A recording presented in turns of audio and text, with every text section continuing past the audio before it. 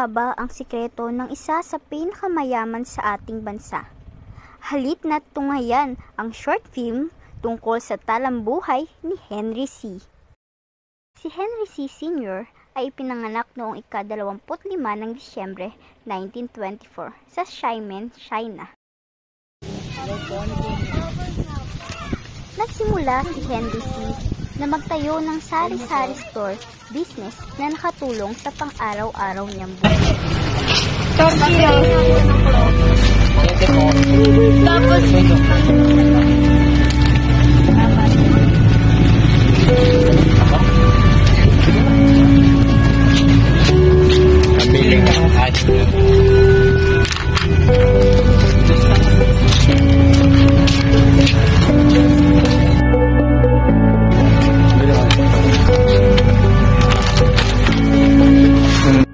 Nakatira lamang si Henry kasama ang ama sa isang maliit na espasyo.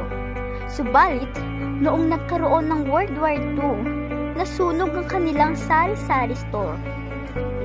Sa kadahilanan noon, napalitan ng kanyang ama na bumalik sa China. Naiwan si Henry sa Pilipinas. Di kalaunan, nagtayo na lamang si Henry C. ng isang maliit na shoe business sa Marikina. Nagbenta siya ng mga rejected at overrun na sapatos sa Marikina.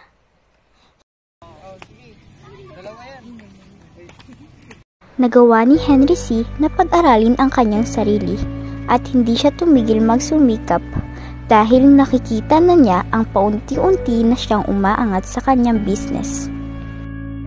Nagtayo siya ulit ng panibagong business sa Quiapo, Manila at doon siya nakapag-ipon para lumago ang kanyang business. Sa Quiapo, Manila, ang pinakaunang mall na kilala bilang Shoe Mart, nag-expand ang store na ito at nagsimula na rin siyang magbenta ng mga damit at accessories.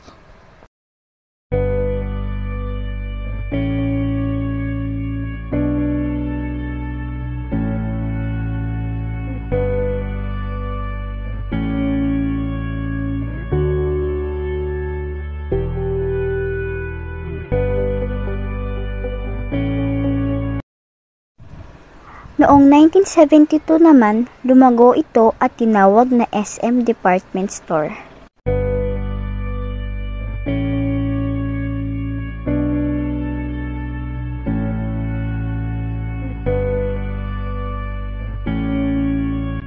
Ang tanging sikreto pala ni Henry C. sa pagiging successful ay ang kanyang pagpupursigi sa lahat ng bagay. Hindi basta-basta sumusukoy si Henry C. kahit maliit lang ang pagbabago na nakikita nito. Isa pa ay pinananatili ni Henry ang pagbibigay ng ginhawa, respeto at pagmamahal sa kanyang mga mamimili dahil ayaw nito na napapabayaan ang kanyang customers. Ang daan na tinahak ni Henry C.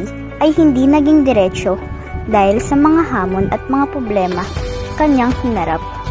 Ang pagiging matatag kahit sa rami ng mga hamon at ang patuloy na paghahanap ng mga paraan sa pag-usbong ng sariling buhay ay ang mga aral na maaaring mapulot sa pinagdaanan ni Henry C.